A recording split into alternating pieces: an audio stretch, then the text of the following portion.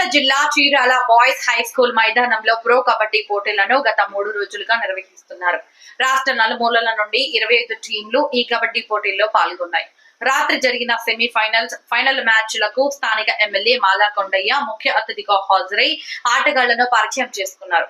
అంతేకాక ఆయన వయసు హోదాను పక్కన పెట్టి కబడ్డీ ఆడి క్రీడాకారుల్లో ఉత్సాహాన్ని నింపారు.